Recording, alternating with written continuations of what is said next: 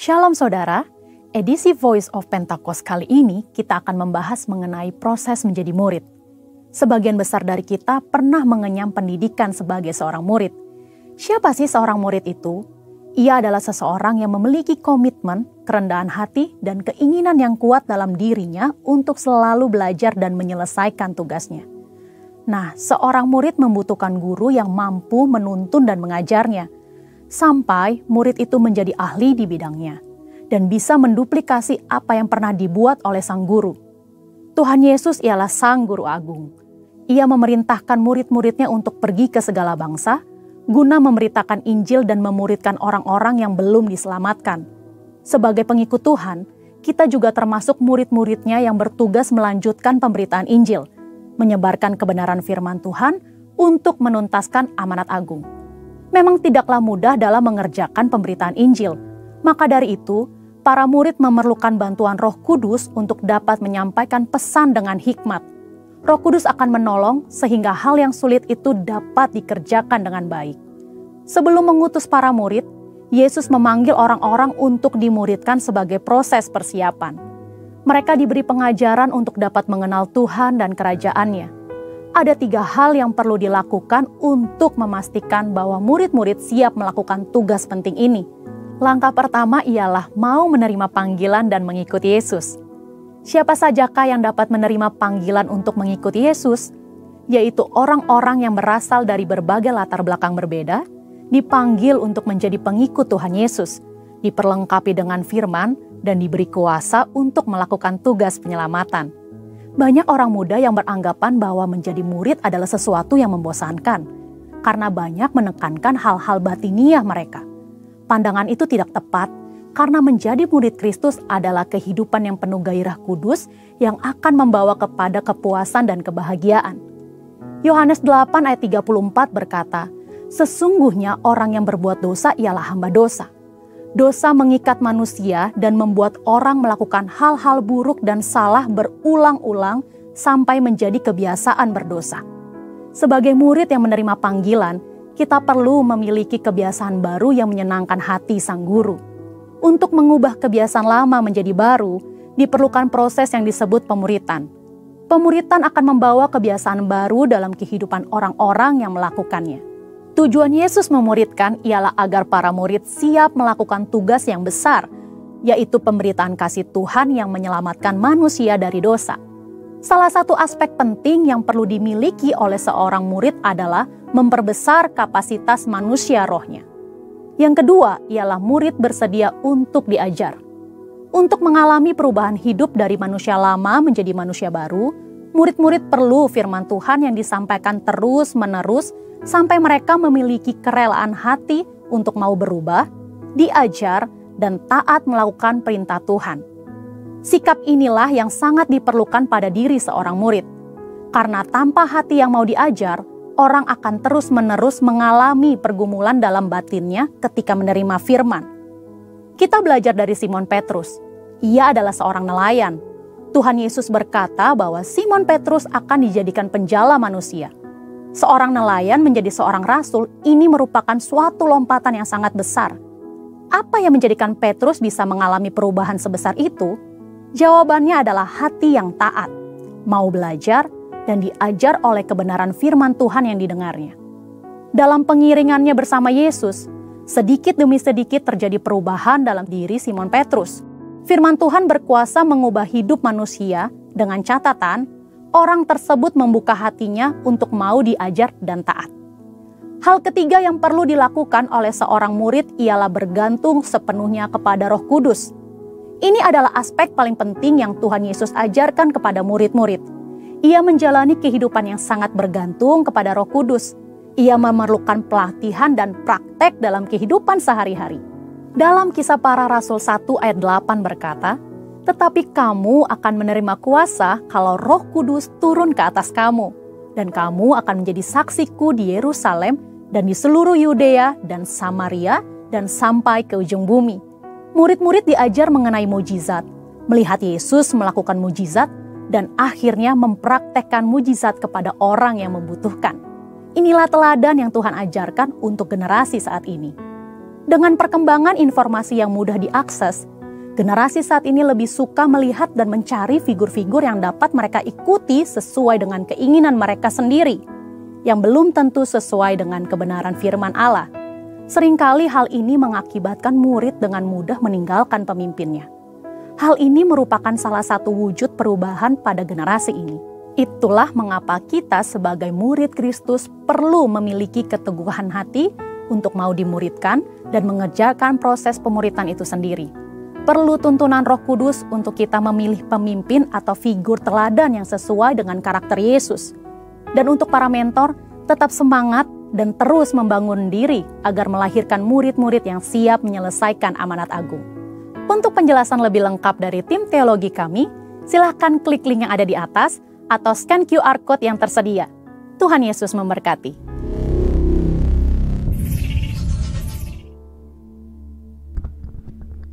Haleluya, puji nama Tuhan. Shalom Bapak Ibu Saudara. Boleh sapa dengan kanan kirinya sambil bangkit berdiri. Kita sapa kanan kiri depan belakang sambil bangkit berdiri Bapak Ibu Saudara. Saya percaya ada sukacita di dalam rumah Tuhan. Haleluya, haleluya. Kasih senyum yang terbaik, yang termanis pada kanan kiri Bapak Ibu Saudara. Haleluya. Haleluya Yesus. Oh, silakan duduk kembali Bapak Ibu Saudara. Pagi hari ini kita sama-sama masuk dalam penyembahan. Kita mau masuk dalam hadirat Tuhan lebih dalam lagi. Haleluya Yesus. Kami berterima kasih Tuhan buat kebaikan-Mu. Haleluya. Mari pagi hari ini sembah Tuhan. Haleluya, kami sembah Kau Tuhan, kami puji kebesaran-Mu, keagungan-Mu Tuhan, Kau layak disembah.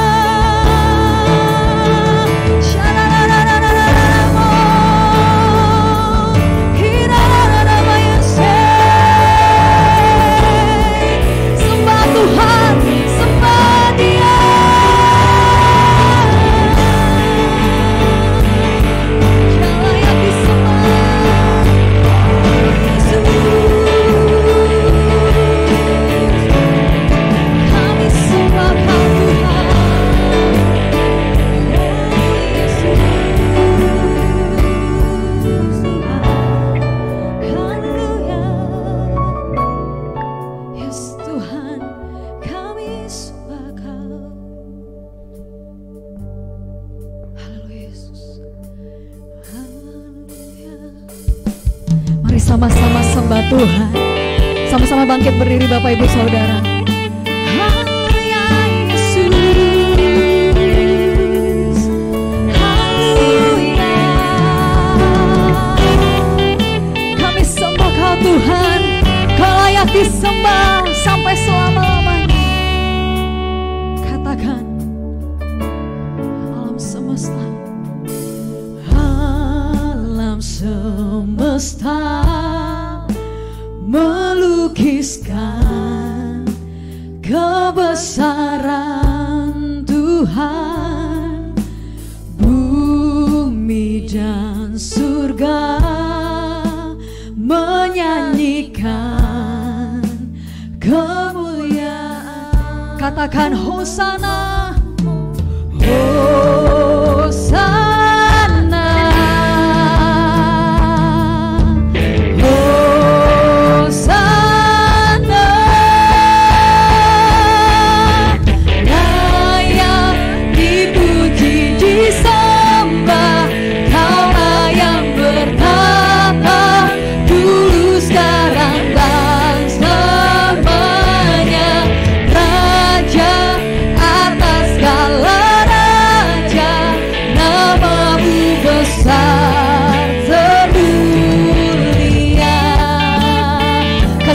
Bagi Allah kita yang dahsyat, haleluya.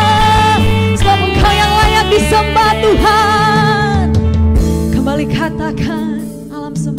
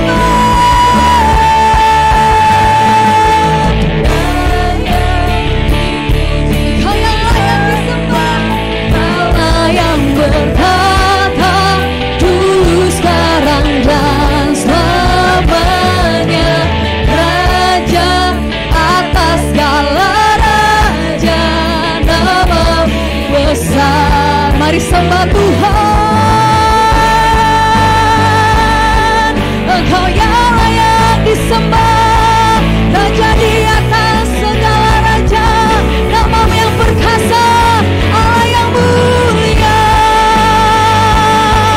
Yesus, kami sembah, lebih lagi sembah.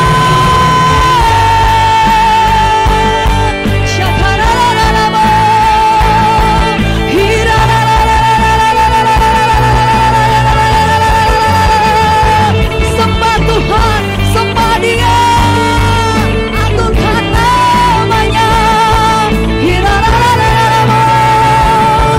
Jesus,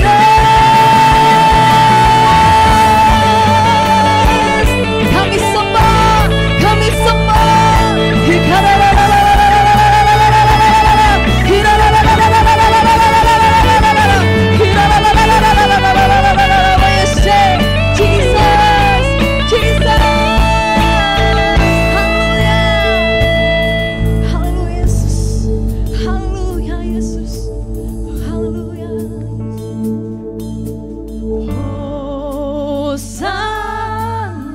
Katakan Hosana, Hosana,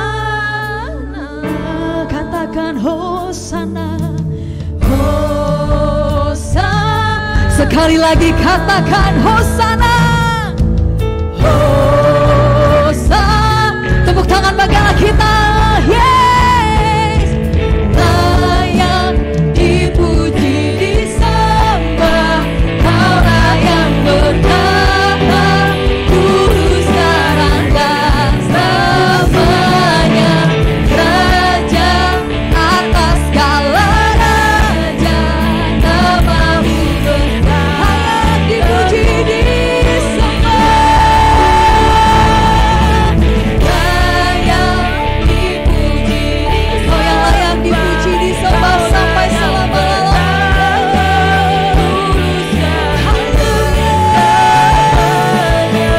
Raja atas segala raja, nama-Mu besar. Katakan lagi, layak dipuji, layak dipuji. Engkau yang sembah, Kaulah yang bertata, dulu sekarang dan selamanya. Raja atas segala raja, nama-Mu besar. Lebih lagi katakan layak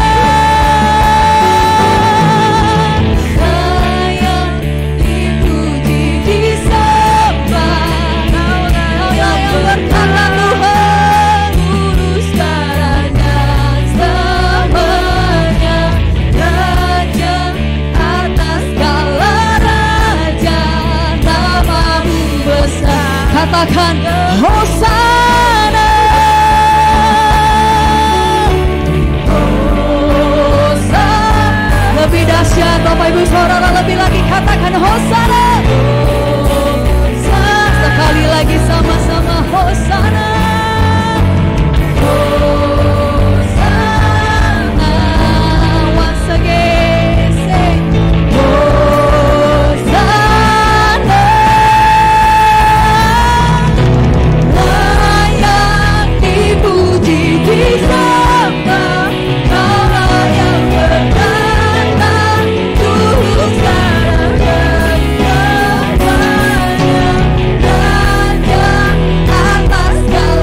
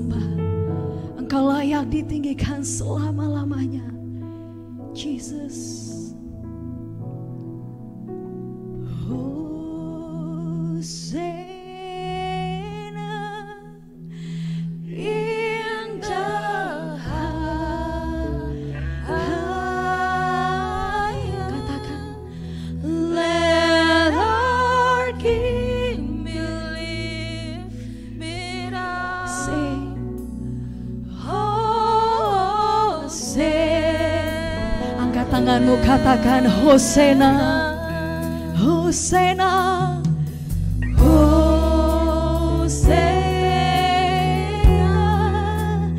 in the highest.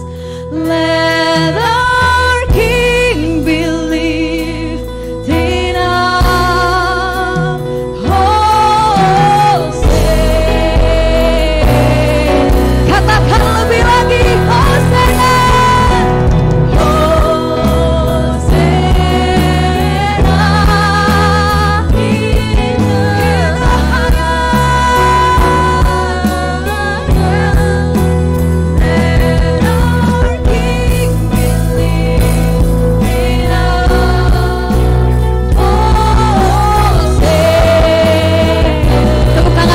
Kita yang dahsyat, lebih lagi katakan Hosana in the highest. Let our King be lifted up. Let our King, let our King be lifted. Let our King, let our King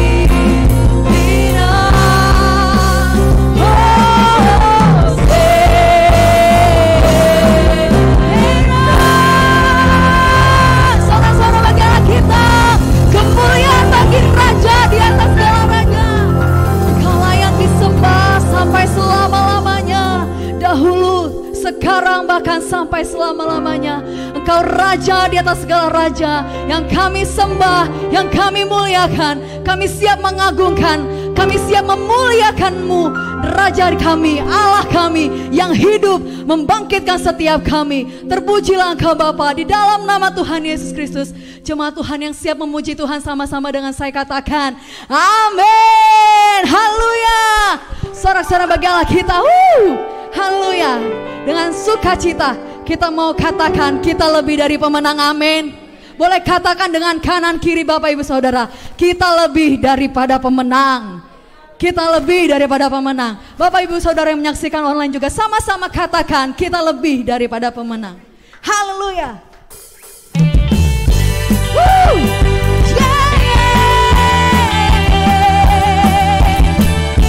Kami percaya kami lebih daripada pemenang.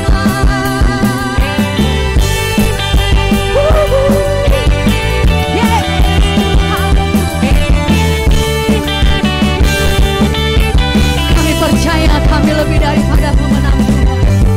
Dari pemenang dalam segala perkara. Lebih dari pemenang dalam segala perkara. Allah di pihak kita, siapa dapat melawan?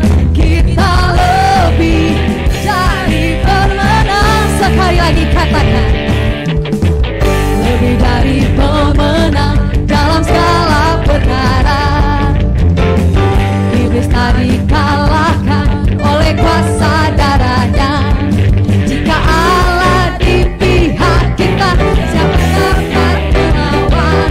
Kita lebih dari pemenang. Katakan sama-sama haleluya.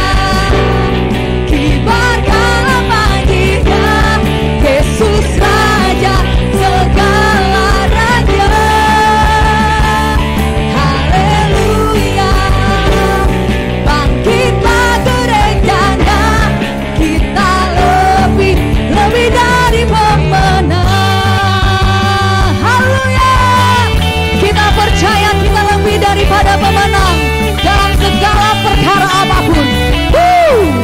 Sama-sama lagi katakan lebih dari pemenang dalam segala perkara. Iblis tadi kalahkan oleh kuasa darahnya. Jika Allah di pihak kita, siapa dapat melawan? Kita lebih dari. Sama-sama angkat tangan kita katakan haleluya. Kibarkanlah panjinya,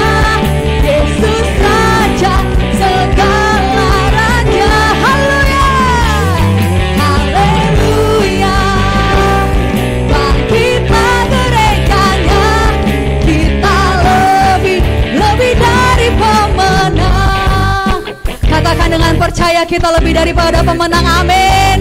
Boleh lagi teriakannya. Haleluya. Sama-sama tepuk tangan di atas kepala. Come on.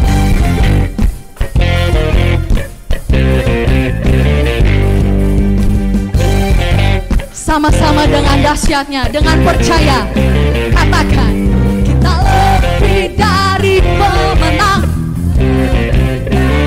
Sama-sama sautan, kita lebih dari pemenang. Kita lebih dari pemenang. Kita lebih dari pemenang. Kita lebih dari pemenang. Lebih dari pemenang. Jika Allah di pihak kita, siapa yang melawan?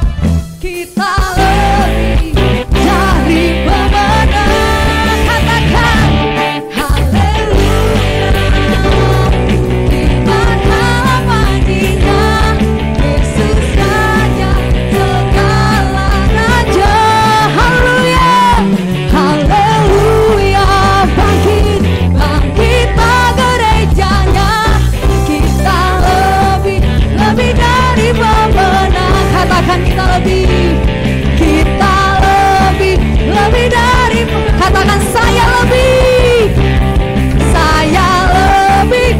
dari pemenang.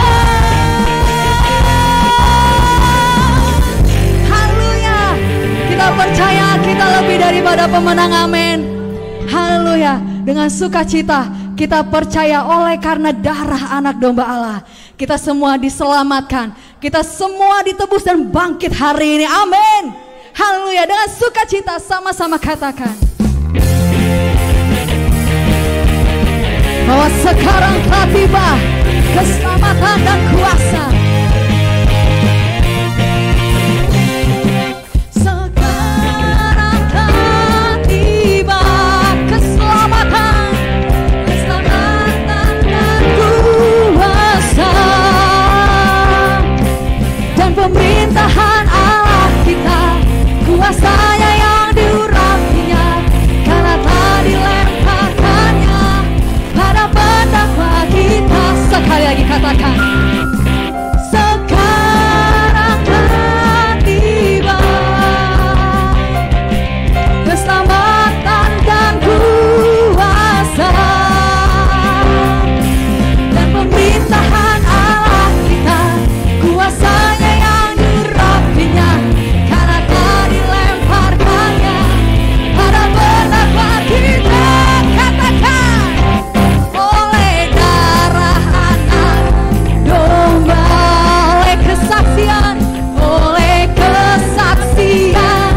kita, iblis dikalahkan, kuasanya dihancurkan oleh darah anak domba. Tepuk tangan bagi Allah kita. Haleluya.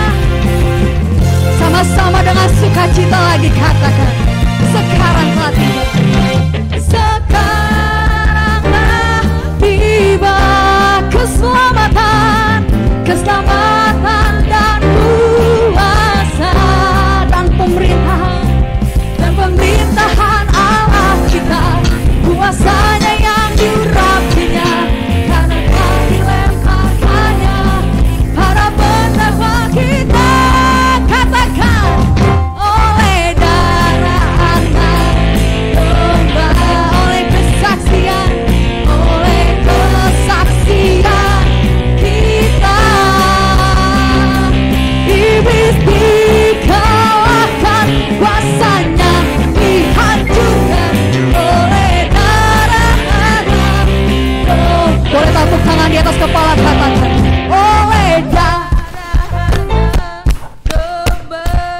Semuanya sama-sama yuk. Oleh kita lebih dahsyat. Iblis dikalahkan, kuasanya dihancurkan oleh darah anak domba. Come on. Oleh darah anak domba, oleh kesaksian kita,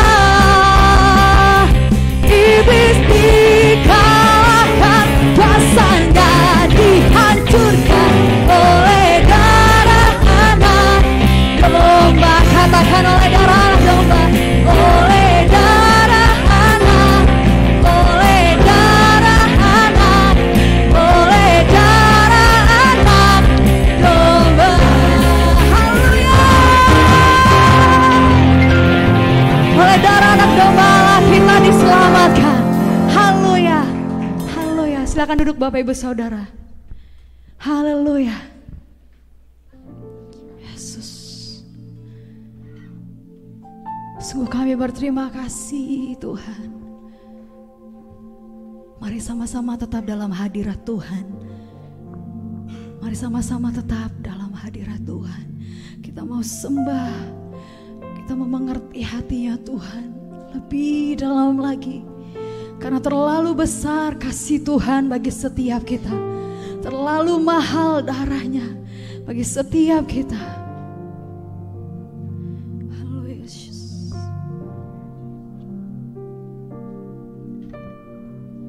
Telah kulihat bukti kasih-Mu, Kau menderita gantikanku. Dengan darah-Mu Kau selamatkanku. Kini ku hidup menyenangkan-Mu. Sama-sama katakan.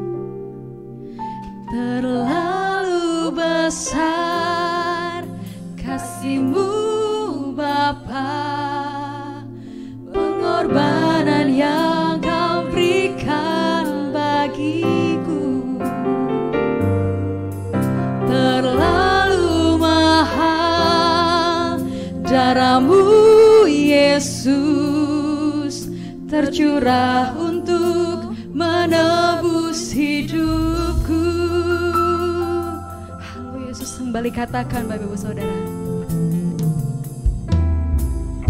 Telah kulihat bukti kasih-Mu, Kau menderita Tuhan, Kau menderita gantikanku. Yes Tuhan. Dengan darah-Mu Kau selamatkanku.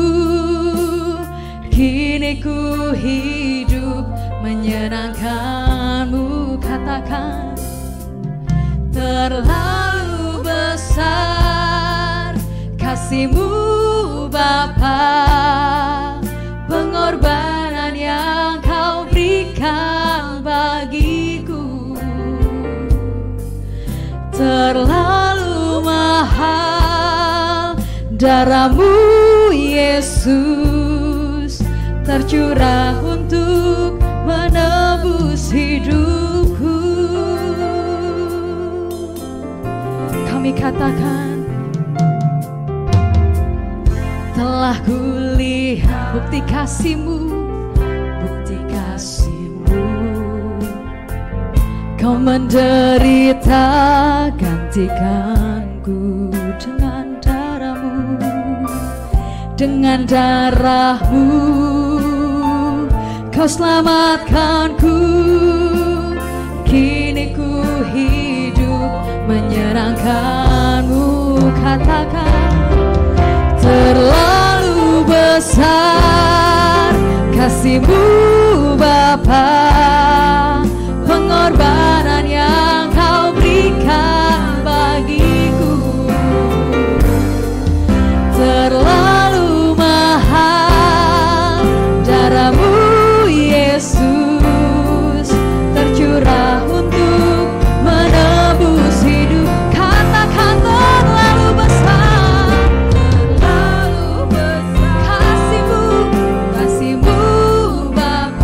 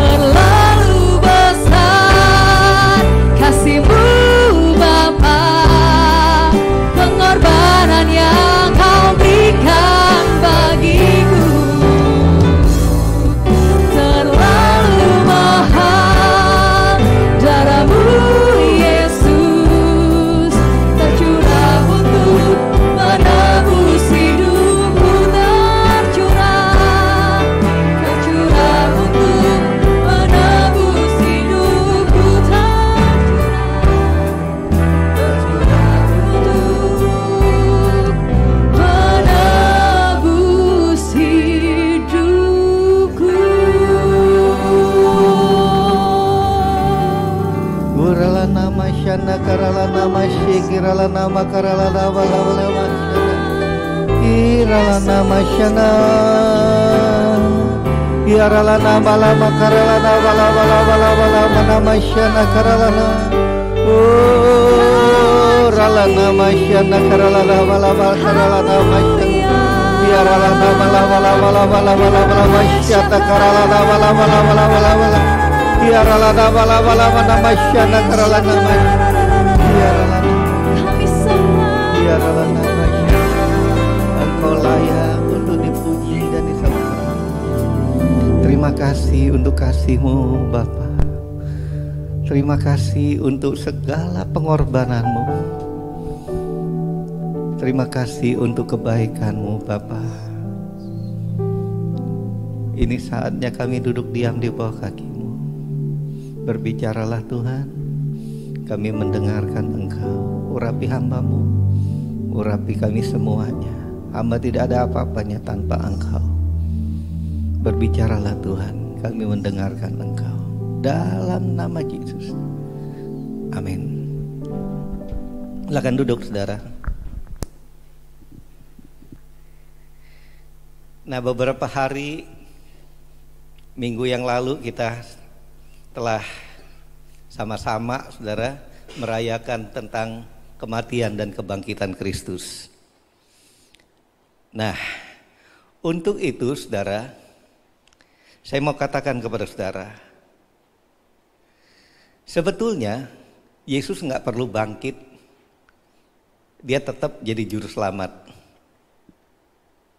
Dia nggak perlu susah-susah untuk bangkit dari kematian, dia tetap juru selamat. Saya kasih saudara contoh. Suatu kali terjadi kebakaran, saudara. Mau di mana? Di Dan Mogot baru-baru ini kebakaran. Nah, kebakaran bengkelnya. Pada waktu itu, saudara, saya kasih contoh. Ada seorang ketika itu teriak-teriak, tolong, tolong, tolong. Lalu, saudara, ada seorang datang menolong dia. Pada waktu dia menolong, orang ini dibawa keluar. Nah, pada waktu dibawa keluar, saudara, rupanya yang menolong itu, saudara, dia mengorbankan dirinya, kebakar habis. Dan yang ditolongnya hidup. Saya mau tanya, kalau yang nolongnya mati, tetap nggak yang mati itu jadi juru selamat? Tetap dong. Yang mati itu, yang meninggal itu akan bilang seumur hidupnya, yang menolong saya nggak kenal ini orangnya, dia udah meninggal. Saya kasih contoh yang kedua. Misalkan saudara dan saya dijatuhi hukuman, mesti mati. Nggak tahulah, pokoknya hukuman mati, mau digantung kayak mau ditembak atau duduk di kursi listrik. Nah, pada waktu saudara mengalami akan hal itu, tiba-tiba datang seseorang dan berkata gini, jangan dia yang mati, saya yang menggantikan dia. Nah, saudara, lalu dia menggantikan saudara, dia mati. Saya mau tanya, tetap nggak yang mati ini juru selamat? Tetap di juru selamat. Tetapi saya mau katakan kepada saudara, kematian Yesus itu, dia mati, dikatakan Alkitab, dia menggantikan kita. Dengan harga yang mahal, dengan darahnya, dia mati menebus dosa-dosa kita. Amin. Nah saudara, kalau dia hanya sampai mati, saudara, hanya sampai mati, itu sama dengan kepercayaan yang lain. Semua kepercayaan lain juga, saudara, nabi apapun mereka juga mati. Betul? Tetapi Tuhan Yesus, saudara, ketika dia mati, kita ini selalu mengira bahwa kita diselamatkan oleh kematian Tuhan Yesus. Tapi saya mau katakan, kematian Tuhan Yesus itu, saudara,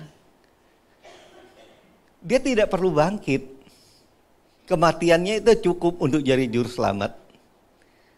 Tetapi kenapa dia mati? Dia mati itu, saudara, kematian Yesus itu dia mau memperdamaikan kita. Karena semua orang telah jatuh dalam dosa, telah hilang kemuliaan Allah. Nah, kita ini pada waktu jatuh dalam dosa, saudara, putus hubungan dengan Tuhan. Makanya dengan kematian Tuhan Yesus itu, dia mati, dia bayar harga. Alkitab katakan, semua saudara telah dibayar lunas. Semua utang itu telah dibayar lunas. Dosa-dosa kita telah dibayar lunas. Nah, saudara, dengan kematian Kristus ini, ya, akibat dosa kita, akibat dosa apa? Kematian, binasa. Itu semua disingkirkan. Dosa kita, saudara, yang menghadang, membatasi hubungan kita dengan Tuhan, itu dipulihkan. Jadi, kematian Kristus itu membawa kita punya hubungan dengan Tuhan. Itu sebabnya kita nyanyi, harga darah Yesus itu sangat mahal. Sangat mahal. Lalu darah itu jangan saudara bayangkan darah Yesus itu seperti darah kita, enggak. Darah Yesus itu, saudara, dia bukan dari benih. Bukan dari benih hubungan suami istri. Tapi darah Yesus itu, benihnya, DNA-nya adalah Roh Kudus. Itu sebabnya darah Yesus itu berkuasa dulu, sekarang, dan selamanya. Karena apa? Karena dia dibenih, ya, dibuahi oleh Roh Kudus. Nah, dengan demikian, saudara, maka keselamatan kita lebih dari sekedar perdamaian. Jadi bukan hanya damai, punya hubungan dengan Tuhan. Sekarang kita damai. Aku telah diselamatkan oleh darah Yesus. Aku telah didamaikan. Saudara, perdamaian itu belum cukup. Perdamaian hanya langkah awal dari keselamatan. Saudara catat ini. Jadi keselamatan kita itu, saudara, oleh darah Yesus itu baru awal. Tapi mana keselamatan itu jauh lebih luas. Ya. Jauh lebih luas daripada perdamaian. Kenapa? Perdamaian hanya pengampunan dosa dan membalikkan hubungan kita. Dosa-dosa kita diampuni sehingga kita punya hubungan dengan Tuhan. Tetapi itu masih belum cukup pada Tuhan. Saudara, keselamatan itu jauh melampaui sekedar hanya perdamaian. Keselamatan itu jauh hanya sekedar pengampunan dosa. Tapi keselamatan itu, saudara, berbicara jauh daripada itu. Kenapa? Karena banyak orang berpikir kalau dosa diampuni, saya udah selamat. Tapi enggak, Tuhan mau lebih jauh lagi. Karena apa? Keselamatan oleh darah Yesus itu baru awal yang Tuhan lakukan. Tapi apa yang Tuhan Yesus mau lakukan? Saudara, kebangkitan Yesus sangatlah penting bagi kita. Kenapa? Karena tanpa kebangkitan Kristus, maka kepercayaan kita kepada Tuhan Yesus hanya sampai juru selamat. Nah, makanya masih ingat gak, saudara? Waktu saudara terima Tuhan Yesus dulu, dia ajak doa gini. Mulai hari ini aku membuka hati. Aku menjadikan Tuhan, ya, menjadikan Yesus sebagai juru selamatku. Tapi ada kata-kata di situ, Tuhan dan juru selamat. Jadi Yesus itu bukan hanya juru selamat kita, tapi dia Tuhan. Nah, saudara, menurut Alkitab, tanpa kebangkitan Yesus, maka kita tidak punya harapan pada keselamatan. Kita hanya sampai pengampunan dosa. Tapi Tuhan Yesus mau, saudara, setelah kita diselamatkan itu enggak berhenti di situ. Itu sebabnya Yesus mesti bangkit. Roma 5 ayat 10 katakan. Sebab jikalau kita ketika masih seteru, kapan masih seteru? Waktu kita masih di dalam dosa.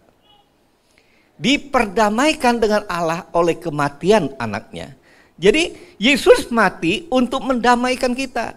Karena enggak ada jalan lain kita bisa didamaikan dengan Allah.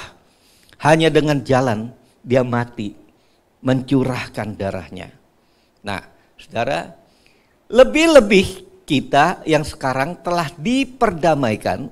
saudara telah diperdamaikan dengan percaya Yesus, pasti akan diselamatkan oleh hidupnya. Apa hidup daripada Yesus itu? Kebangkitannya. Saudara, kebangkitan Yesus itulah kehidupan Kristus. Enggak ada Allah lain, enggak ada kepercayaan lain yang punya Tuhannya hidup. Hanya di dalam Yesus. Kalau saudara percaya Tuhan Yesus, hanya kekristenanlah yang mempunyai Allah yang hidup.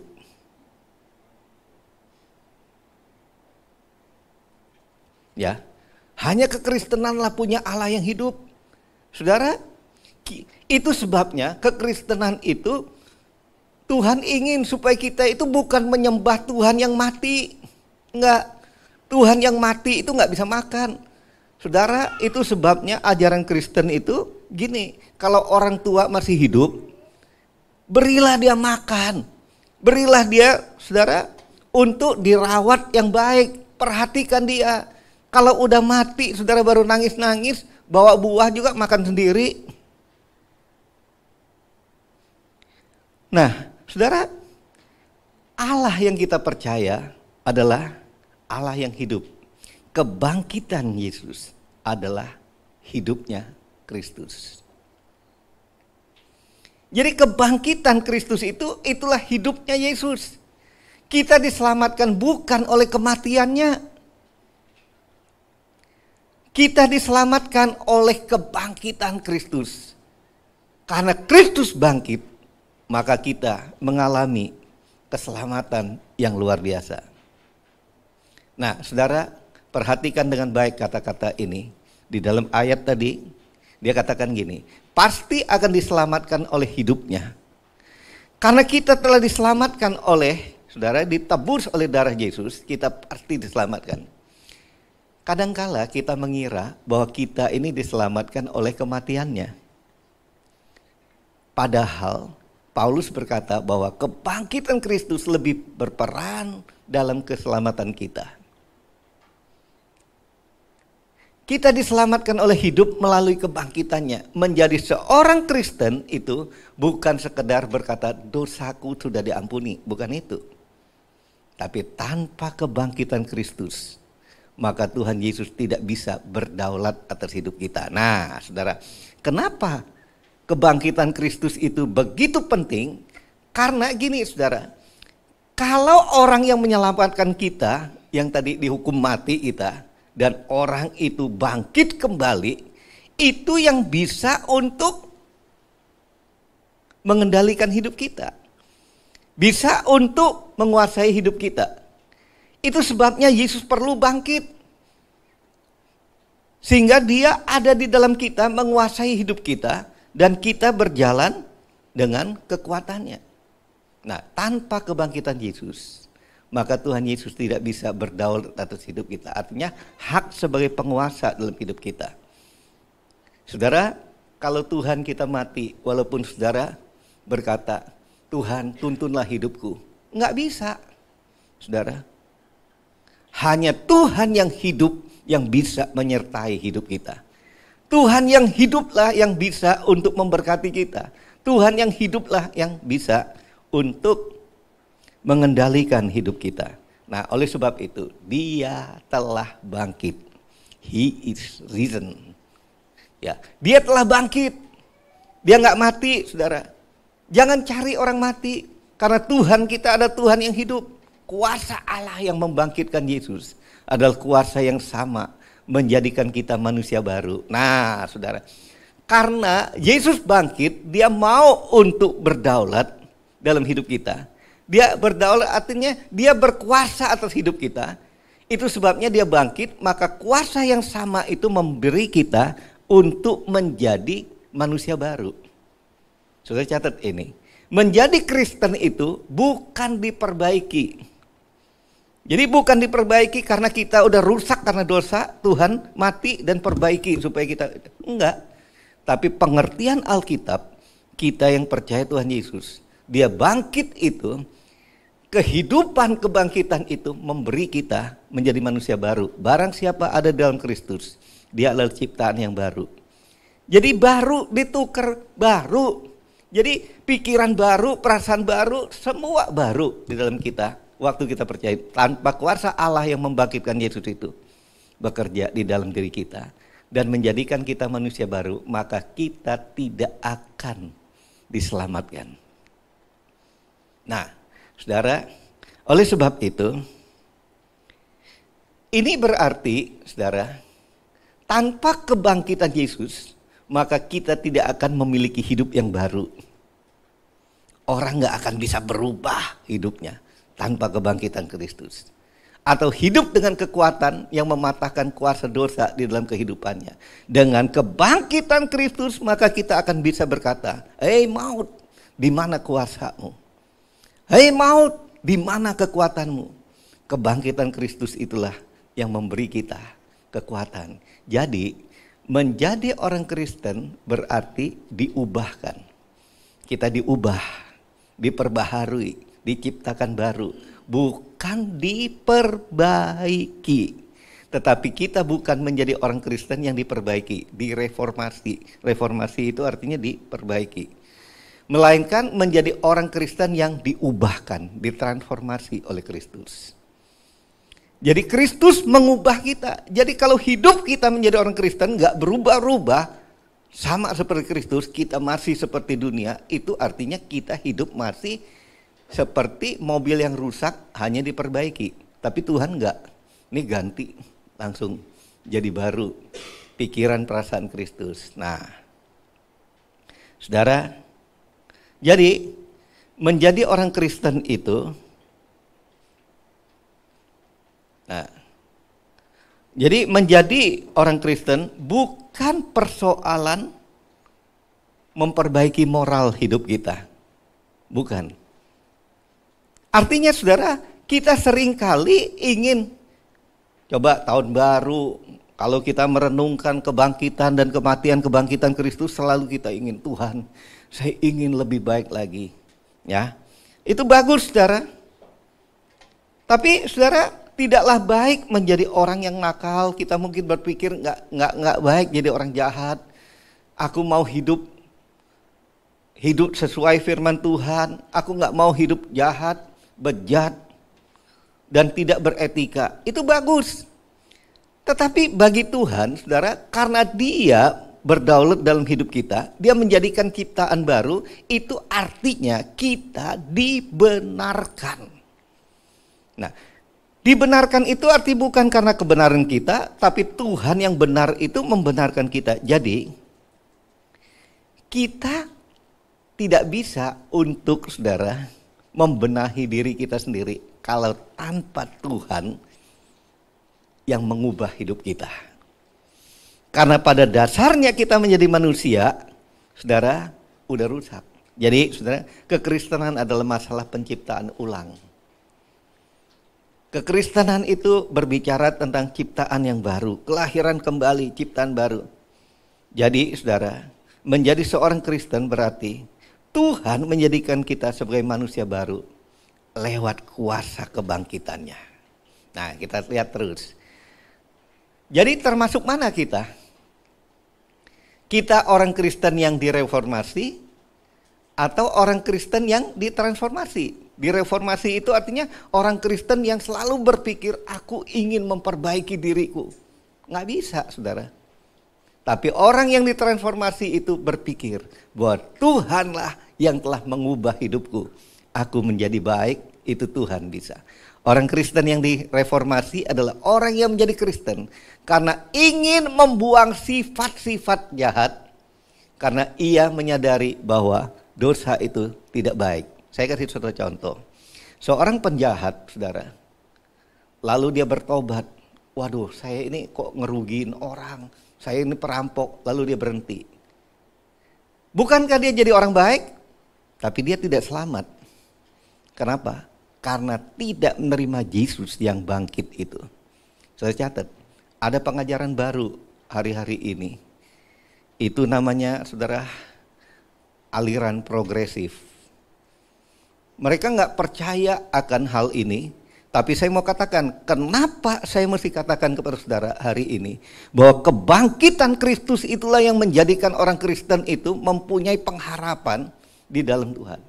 Jadi bukan seperti ini, yang progresif itu bilang gini, kita pokoknya berbuat baik lah. Masa Tuhan orang yang berbuat baik gak masuk surga? Saudara, Alkitab gak menulis untuk hal itu. Alkitab hanya menulis begini, bahwa barang siapa percaya dia diselamatkan. Enggak percaya ya enggak selamat. Walaupun kita berbuat baik. Karena manusia itu sebaik apapun saudara yang dilakukan, tetap enggak benar. Oleh sebab itu saudara, engkau dan saya yang duduk di tempat ini, kita mempunyai Tuhan yang hidup. Nah, karena ia menyadari, saudara, orang ini menyadari bahwa dosa itu tidak baik, maka dia ingin membuang. Nggak bisa saudara kita membuangnya. Dan ia berusaha melakukan kebaikan dan berusaha untuk menjadi orang baik. Tapi nggak selamat saudara. Memang berat untuk menjadi, ya sangat berat untuk jadi orang baik. Nggak heran orang yang seperti ini akan berkata, sungguh berat, aku tidak bisa melakukannya. Tentu saja saudara, karena Anda tidak akan bisa. Itu persoalan menimpa orang Kristen yang direformasi. Tapi kita, yang kita perlukan adalah menjadi orang Kristen yang ditransformasi. Artinya diubah oleh Tuhan, diciptakan baru oleh Tuhan. Siapa yang melakukannya? Dia. Kita nggak sanggup. Orang Kristen yang telah mati pada manusia lama, manusia dosa, dan hidup bagi Kristus.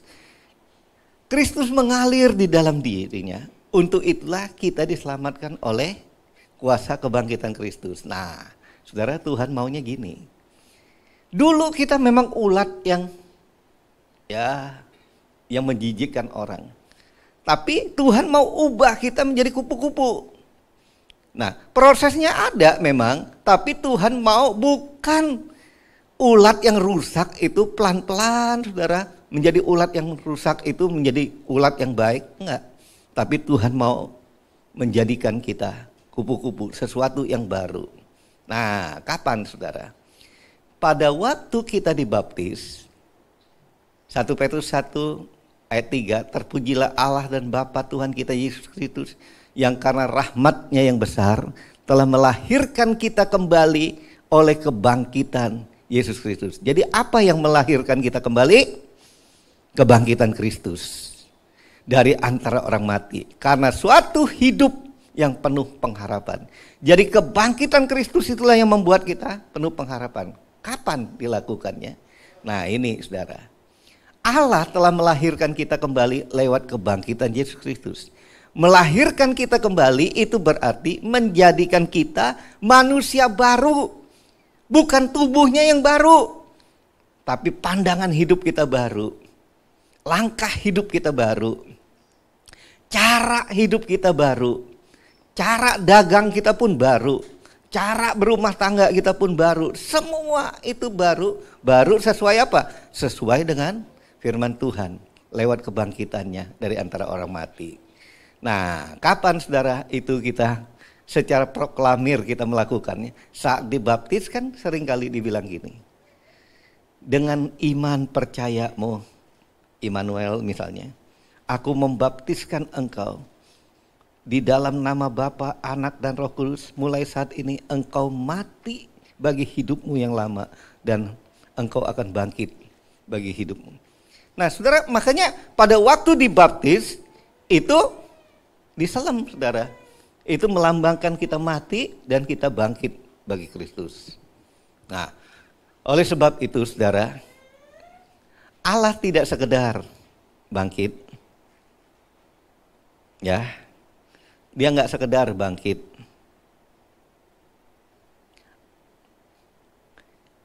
Jadi Allah itu tidak sekedar membangkitkan kita untuk masuk ke dalam hidup yang baru, kemudian membiarkan kita sendiri, udah sekarang kamu udah hidup baru, jalan sendiri. Enggak. Itu sebabnya saya mau katakan kebangkitan Kristus itu, dia mau berdaulat atas hidup kita. Kita tidak pernah berjuang sendiri karena dia tahu kalau saudara berjuang sendiri kita nggak akan keberhasilan, tidak akan mampu, tidak akan. Nah, oleh karena itu saudara, menjadi orang Kristen berarti bersatu sedemikian rupa dengan Kristus sehingga hidup Kristus secara terus-menerus itu mengalir ke dalam kehidupan kita sehingga kita menjadi perwujudan Kristus di dunia ini. Kevin, saya mau kasih saudara contoh apa yang Yesus mau.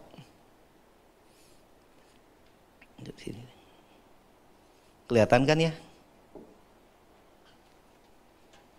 Nah, ini yang saya maksud. Nah, saudara, ini kan air di gelas ini. Ini melambangkan daripada Kristus. Kristus bilang gini, jika engkau di dalamku dan aku di dalammu, itu yang tadi dikatakan bahwa Yesus mau berdaulat atas hidup kita, tapi dia mau mengalirkan kehidupannya dalam kehidupan kita supaya kita ini mengalirkan kehidupan Kristus kepada orang lain. Kita lihat ya, ini aja deh. Nah, tapi banyak orang seperti batu. Makanya batu itu kepala batu, saudara. Apa batu? Kalau ke gereja, saudara, kayak batu, saudara ya. Harusnya waktu kita diberi kesempatan dengar firman Tuhan, kita dengar firman Tuhan. Tapi kita lebih dengar YouTube, lebih dengar game, lebih dengar apa? Kayak batu. Saudara lihat. Bolehkah saya katakan batu di dalam air, tapi air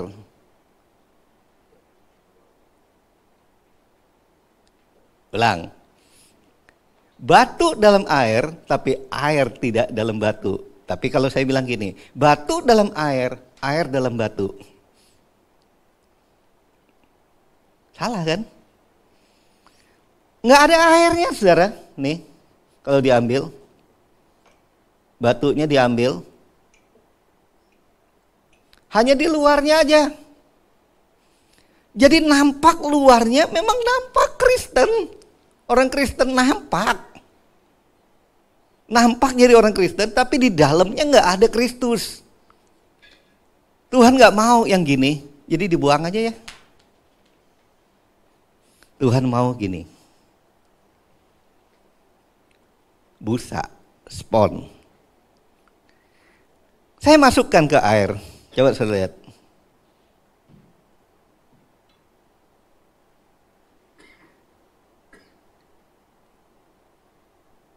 Nah, saudara, waktu saya masuk ke air, bolehkah saya katakan gini, air di dalam busa atau spon ya?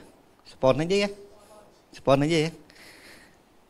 Air di dalam spon, ya, saya nggak tahu yang di online kelihatan nggak? Kelihatan ya. Nah, air di dalam spon juga di dalam. Nah, air di dalam spon di dalam air. Nah, lihat tuh. Yang Tuhan ingin begini, saudara. Dia nggak mau kayak batu. Coba kalau batu. Nah, saudara, ya, saya nggak boleh jalan kejauhan, saudara, karena ada online. Mereka mesti lihat saya sebentar. Tapi saya ngambil batu, dia tahulah pokoknya. Nah, coba Pak Wisnu ke sini sebentar, Pak. Pegang batunya. Nggak ada air sama sekali, nggak ada dampak kehidupan Kristus di sini. Kalau kita menjadi orang Kristen seperti batu ini, nggak ada dampak bagi orang lain. Maafkan saya kalau saya katakan, kita hanya memenuhi gereja, hanya memenuhi KTP Kristen. Tapi Tuhan maunya gini. Coba Pak Wisnu pegang. Di itu. Jangan diperes, pegang. Nah, tapi itu ada airnya kan? Coba bagi yang lain. Semua tangannya akan basah nantinya. Inilah yang Tuhan mau dalam hidup kita. Terima kasih Pak Wisnu.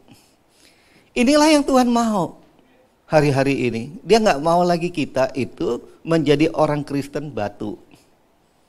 Saudara kalau bilang orang Kristen batu nggak enak bener ya. Ada kepala batu, apa batu. Pokoknya kalau orang bilang Kristen batu itu udah nggak enak lah. Buang aja dah. Nah, biar kita jadi Kristen spon. Artinya kemanapun saudara pergi, dimanapun saudara berada, kalau saudara ketemu orang, nempel. Nempel saudara. Basahnya itu orang ngalamin. Wah, ini orang Kristen. Gimana saudara? Pertanyaannya gini. Kita menjadi orang Kristen batu atau spon? Bilang dong, kita orang Kristen spon. Spon ya. Ya apa enggak? Kok saudara bengong? Saudara, batu nggak bisa bergerak, spon bisa bergerak loh. Nggak percaya coba nih. Mana tadi ya? Saya kasih contoh nih. Tadi udah diperes sama Pak Wisnu. Nah, spon bisa bergerak loh nih. Nih, lihat nih. Nih ya. Jadi gede lagi. Saudara, ayo kita mulai bangkit. Kasih Pak Wisnu. Nah, ayo kita bangkit. Kristus mau berdaulat atas hidup kita. Kebangkitan yang membuat kita lahir baru. Oleh sebab itu, saudara, saya mau buat kesimpulan hari ini. Apa yang dilakukan dengan kebangkitan Kristus?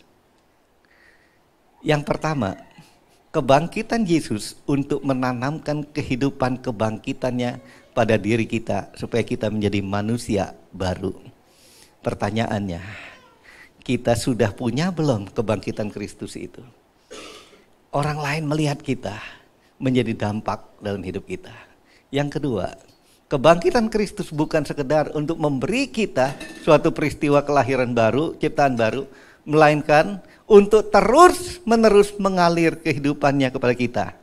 Kayak spon tadi, harus mengalir kepada orang lain.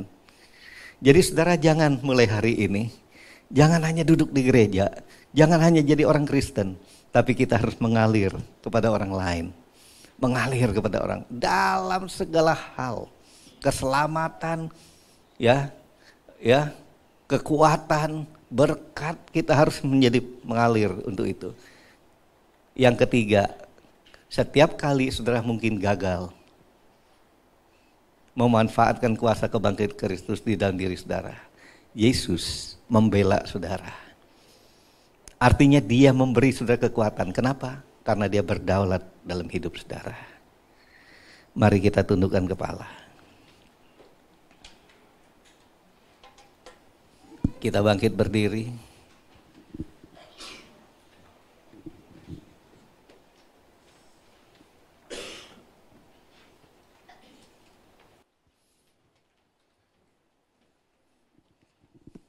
Kita buka hati kita. Kita lihat hari ini kita merayakan kembali, mengingat kembali akan kematian Kristus. Yes. Tapi dia bukan mati saja, dia telah bangkit bagi kita.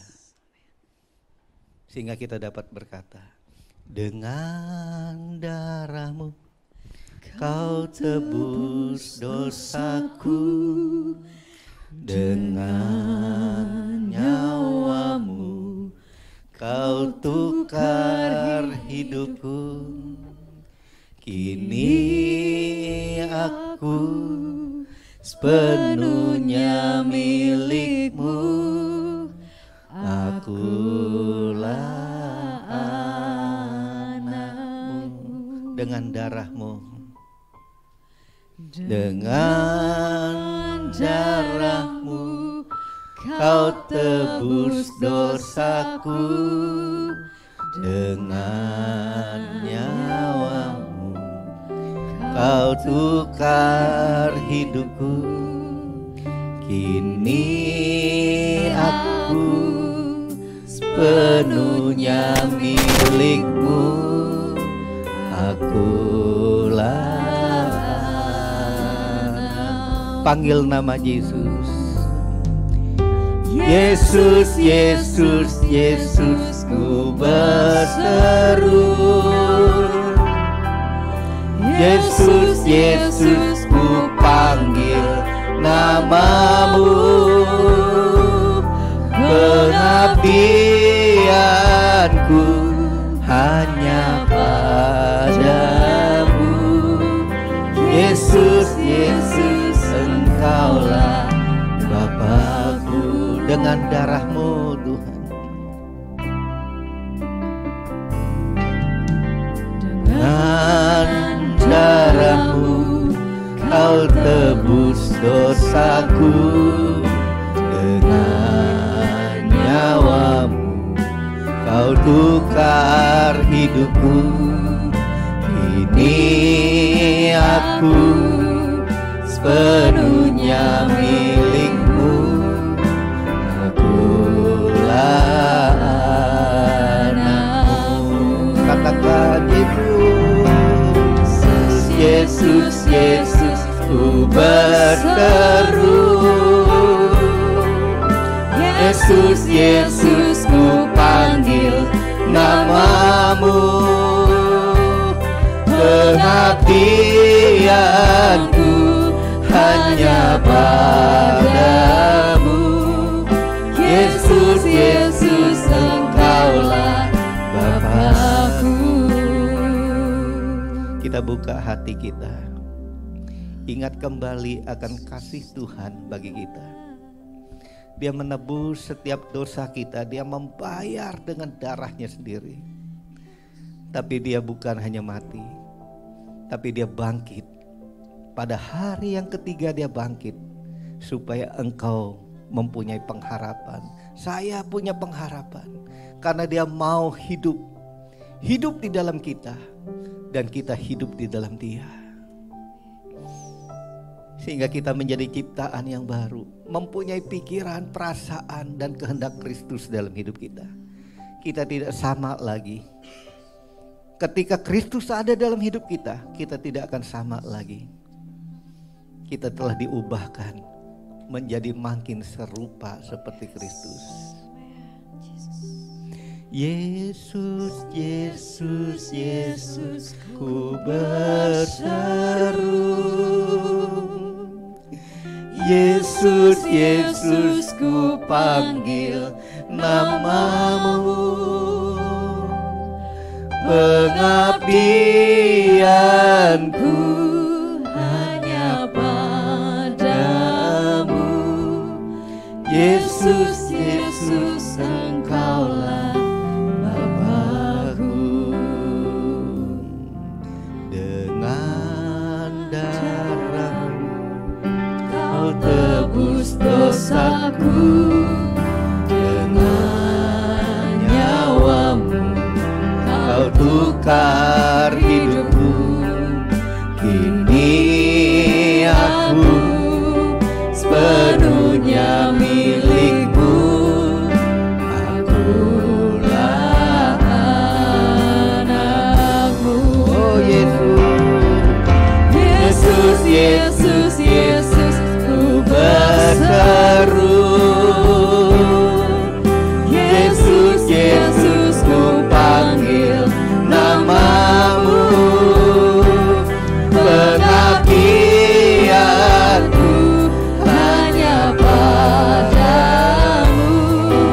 Yesus, Yesus, Engkaulah Bapakku. Saudara, sebelum kita mengambil roti dan anggur, perjamuan kudus adalah perjamuan daripada Tuhan Yesus sendiri. Tapi Tuhan Yesus mau supaya kita makan dengan benar. Bila ada dosa, ada sesuatu yang masih kita ingat menghalangi kita, Roh Kudus ingatkan, datang pada Tuhan, minta ampun pada Dia. Baru kita makan dan minum, sehingga itu menjadikan kita yang sakit disembuhkan, yang lemah dikuatkan, yang susah dihiburkan. Mereka yang tidak berdaya mendapat kekuatan baru dari Tuhan. Oh, ralana masyana karalana masyana. Hiralana masyana karalana masyana. Oh, ralana masyana. Kita persiapkan roti di tangan kanan kita tinggi-tinggi. Sebab apa yang telah kuteruskan kepadamu telah aku terima dari Tuhan, yaitu bahwa Tuhan Yesus pada malam waktu ia diserahkan mengambil roti, dan sesudah itu ia mengucap syukur atasnya, ia memecah-mecahkannya dan berkata, inilah tubuhku yang diserahkan bagi kamu, perbuatlah ini menjadi peringatan akan aku. Saudara, bukankah roti yang kita pecah-pecahkan merupakan persekutuan kita dengan tubuh Kristus? Mari kita makan.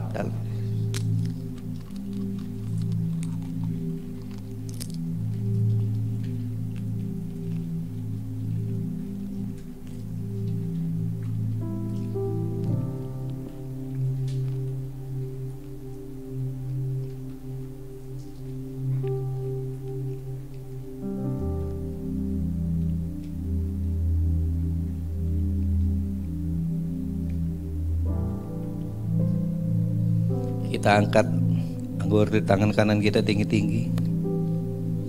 Demikian juga ia mengambil cawan sesudah makan lalu berkata, cawan ini adalah perjanjian baru yang dimeteraikan oleh darahku. Perbuatlah ini setiap kali kamu meminumnya menjadi peringatan akan aku. Saudara-saudara, bukankah cawan pengucapan syukur yang atasnya kita ucapkan syukur adalah persekutuan kita dengan darah Kristus? Mari kita minum. Angkat kedua tanganmu, sembah Dia, ucapan syukur dan terima kasih pada Tuhan.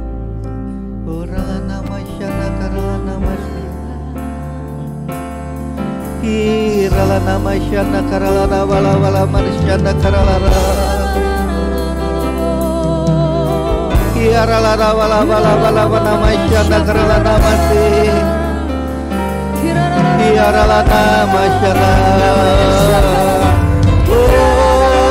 Ralana masih, ralana masyana,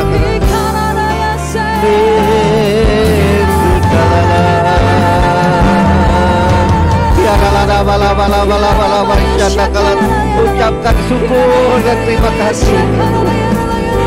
Ralana masyana, ralana bala bala masih, ralana masyana, ralana ralana masyana, ya ralana masyana kalana mas, ya ralana bala bala bala bala. Yang sakit terimalah kesembuhan oleh darah Yesus. Darah Yesus menyembuhkan engkau. Di dalam nama Yesus jadilah sembuh. Engkau yang lemah jadilah kuat. Oh ralana masyana kalana. Yang miskin diberkati Tuhan. Oh ralana masyana, apapun yang engkau perlukan Tuhan mencukupkan begitu. Kebangkitan Kristus mencukupkan. Oh ralana masyana karalana masyana karalana masyana. Oh ralana masyana karalana. Oh ralana masyana. Terima kasih Bapa untuk kasih setiamu. Dengan apa kami dapat membalas kasih-Mu Tuhan? Tidak ada sesuatu pun yang dapat membalas kasih-Mu yang besar. Kasih-Mu yang besar itu Engkau penuhkan hati kami, sehingga kami mengalirkan Tuhan, mewujudkan Kristus melalui hidup kami. Berkati setiap umat-Mu Tuhan, di dalam keluarga rohani ini Tuhan, Engkau memberkati satu persatu. Berkati usaha pekerjaan mereka. Kebangkitan-Mu itu Tuhan mengubah Tuhan segala sesuatu. menjadikan baru. Mereka hidup di dalam kemenangan daripada-Mu. Terima kasih Bapa. Kemuliaan hanya bagi nama-Mu. Dalam nama Yesus. Sama-sama kita katakan amin. Amin. Nah, saudara silakan duduk dulu bentar. Sebelum ini saudara, ada kesaksian dulu sama Novi. Kesaksian tentang sesuatu yang Tuhan lakukan dalam hidupnya. Silakan Novi.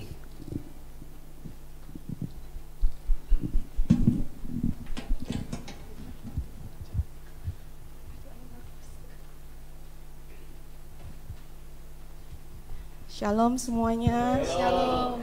Terima kasih Pak Im dan Bu Helen yang udah ngasih aku kesempatan untuk berdiri di sini untuk memberikan kesaksian bagaimana Tuhan bekerja luar biasa dalam hidup aku. Jadi tuh, aduh, aku nervous dan pengen nangis. 3 tahun yang lalu mungkin dulu itu aku nggak tahu aku punya benjolan kecil di payudara kanan aku. Dan itu benar-benar kecil banget dan aku pikir itu nggak penting bagi aku. Maksudnya ya sudahlah, mungkin aku pikir akan hilang dengan sendirinya. Sampai seiring berjalannya waktu,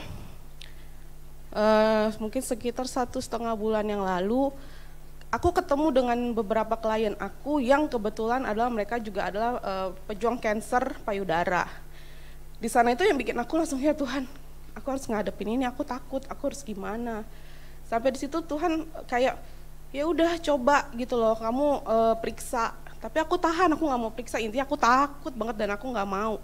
Akhirnya sampai suatu saat aku ketemu dengan klien yang habis kemo.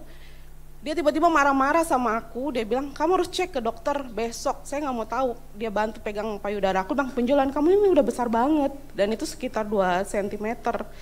Terus aku udah, ya Tuhan gimana ya. Dan pas habis itu aku pulang, ditambah lagi dengan adik ipar aku yang ngikutin aku, Cece ayo cek, jangan diamin aja, ayo pergi ke dokter untuk cek.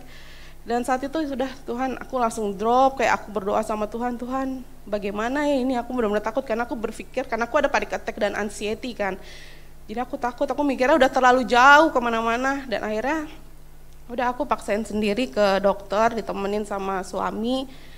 Akhirnya aku cek, puji Tuhan ternyata cuma tumor jinak dan itu nggak berbahaya. Nah, ketika saat itu dokter bilang, kamu mau angkat boleh, tidak diangkat boleh, tapi 98% adalah jinak, 2% lagi kita nggak pernah tahu itu akan jadi apa.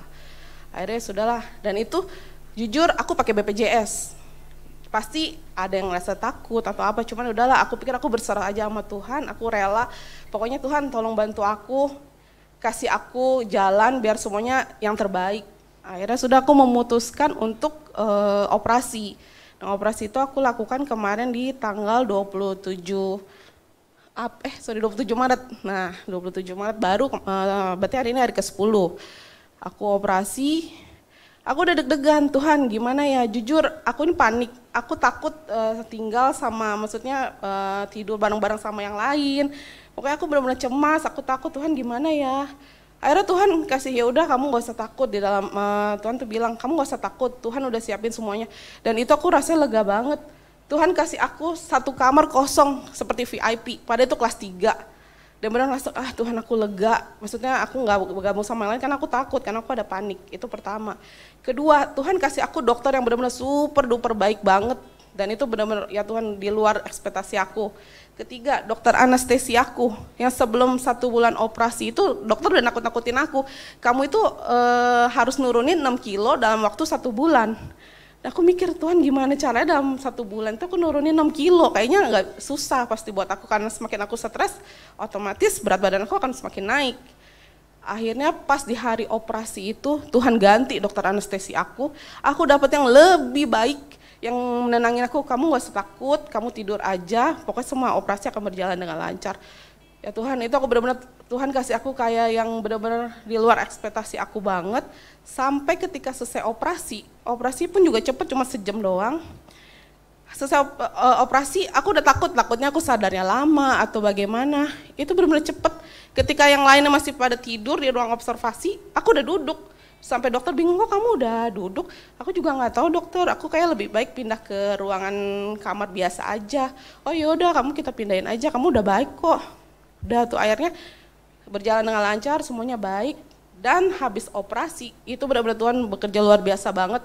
Operasi aku nggak ngerasain sama sekali sakit. Bener-bener nggak ada rasa kayak nyeri pun nggak ada. Terus yang tadi aku pikir aku nggak bisa ngegerakin tangan aku, karena kan aku kerja lewat pakai tangan kanan aku kan. Dan itu bener-bener nggak ada sama sekali rasa sakit. Aku bisa langsung kayak semuanya aku langsung kerjanya mandiri. Dan aku mikirnya Tuhan baik banget gitu, Tuhan luar biasa banget bekerja dalam hidup aku gitu loh. Maksudnya apa yang aku takutkan, tapi Tuhan tuh yang aku takut itu nggak terjadi, malah Tuhan kasih aku yang melebihi dari yang aku harapkan gitu. Di situ sih aku bersyukur banget kayak terima kasih Tuhan, maksudnya Engkau baik banget sampai hari ini, sampai aku pemulihan ini di 10 hari semuanya baik. Operasi hasil lukanya juga udah kering dan nggak ada minum obat atau apa. Seperti itu sih, benar-benar Tuhan tuh ajaib dan Tuhan itu benar-benar luar biasa bekerja banget dalam hidup aku. Sampai aku aja bergumul dengan, ya Tuhan aku operasi tapi aku kehilangan pekerjaan aku nih. Aku udah kepikiran, Tuhan gimana ya dengan bulan depan, aku udah takut. Aku cuma bilang, Tuhan ya udahlah aku pasrah, mungkin Tuhan mau aku istirahat, mungkin Tuhan mau aku me time sama anak aku, sama family aku, ya udah aku rela, aku lebih baik ya udah aku istirahat di rumah. Dan saat itu Tuhan jawab doa aku, Novi kamu gak usah khawatir, besok ada yang deal. Dan Tuhan kasih aku benar-benar Tuhan kasih senilai yang lebih besar dari yang kemarin yang hilang. Tuhan tuh benar-benar bekerja luar biasa dalam hidup aku sih. Dah, saya jawabin. Makasih. Ya, saudara, apapun yang terjadi dalam hidup kita, satu kata, jangan takut. Kata Yesus telah bangkit. Dia memberikan semua kemenangan yang bikin kita takut di sini. Apapun terjadi, di sini takut. Ya.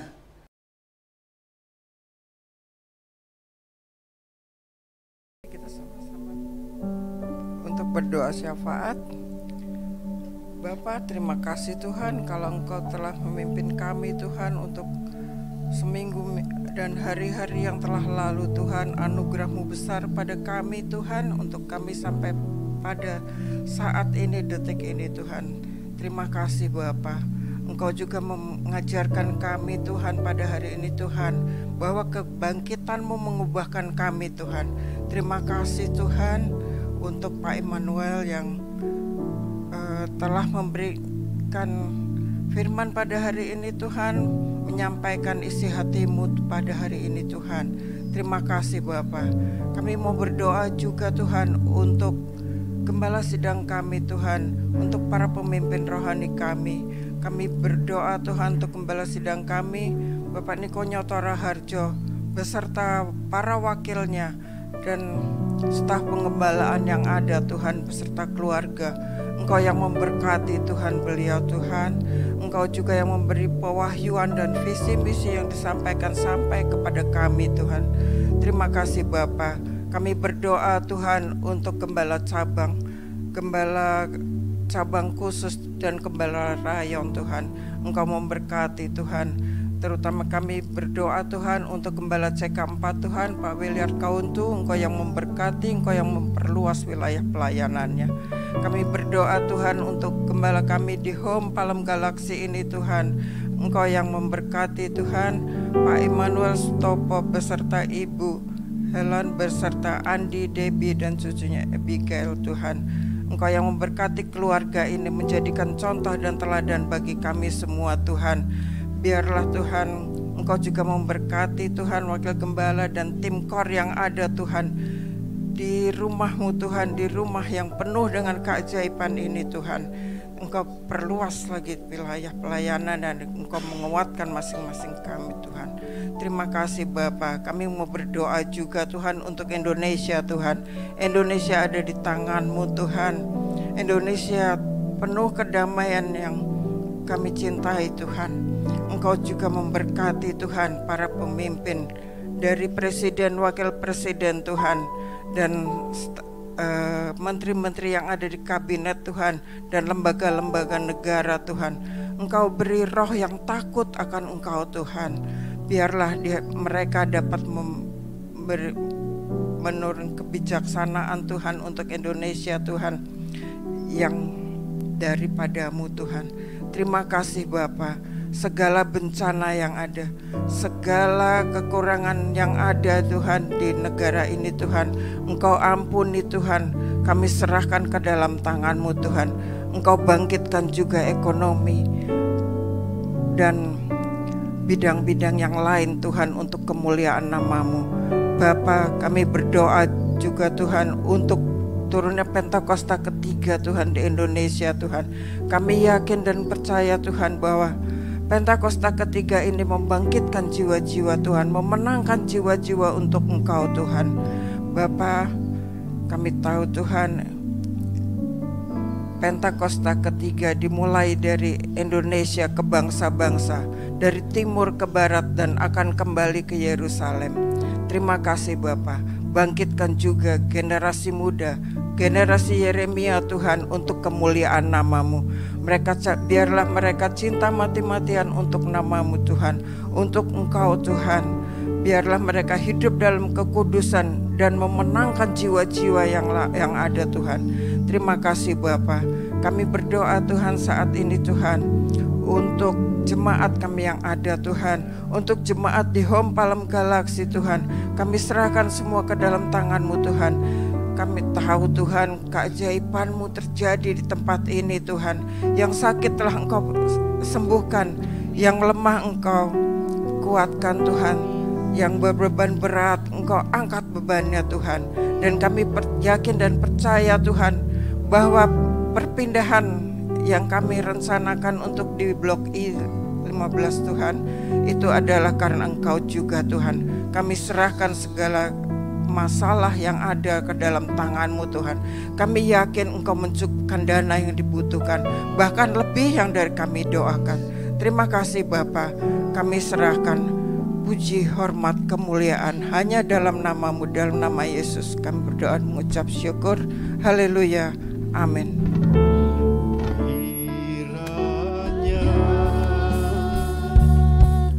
Engkau memberkati aku berlimpah-limpah dan memperluas daerahku.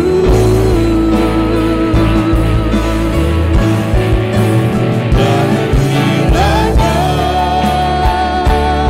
nama-Mu menyertai aku dan melindungi aku daripada malapetaka,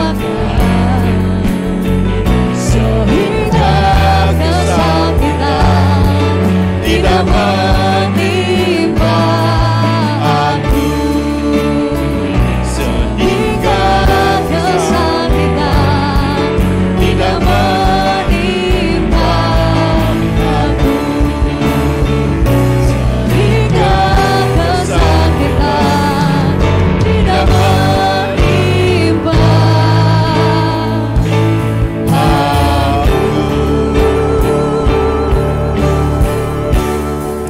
Bapa Surgawi, mari Tuhan perlengkapi kami Tuhan dengan menerima berkat yang daripada-Mu. Kekasih-kasih Tuhan, terimalah berkat yang berlimpah-limpah dari Allah Bapa yang Maha Kuasa, cinta kasih yang sempurna dari Yesus Kristus, anak yang tunggal Tuhan kita, penyertaan dan penghiburan daripada Roh Kudus, kiranya menyertai saudara dan saya hari ini sampai kekal selama-lamanya. Setiap kita yang percaya sama-sama katakan, amin.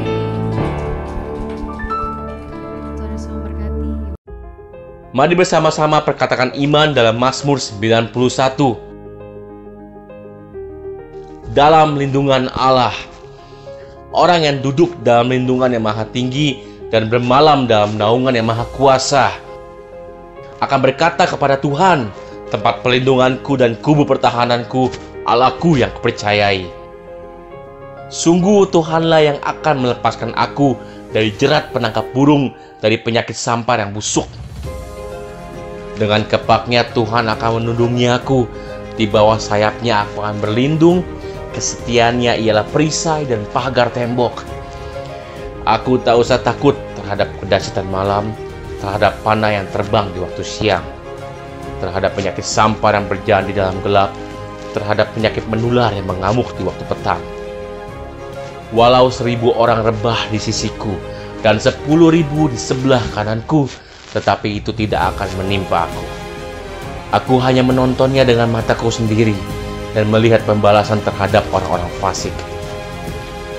Sebab Tuhan ialah tempat perlindunganku, yang maha tinggi telah kubuat tempat perteduhanku. Malapetaka tidak akan menimpa aku, dan tulah tidak akan mendekat kepada kemahku.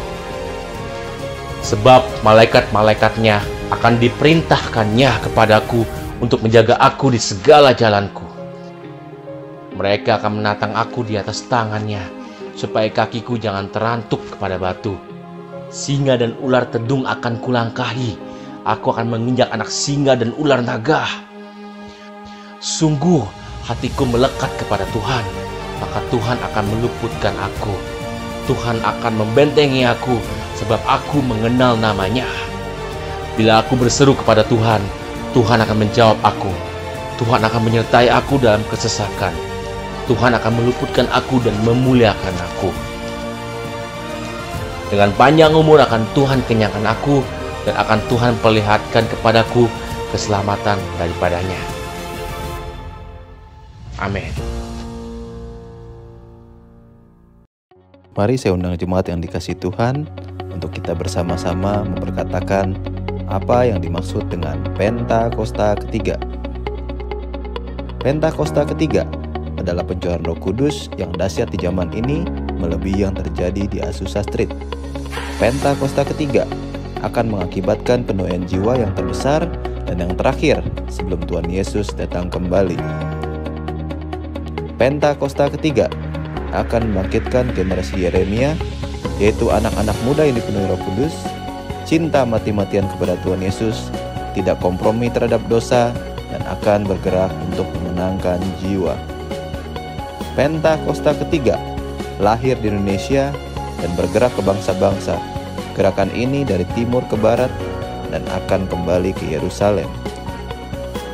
Pentakosta ketiga akan memberikan kuasa untuk menyelesaikan amanat agung, dan setelah itu Tuhan Yesus datang kembali. Amin.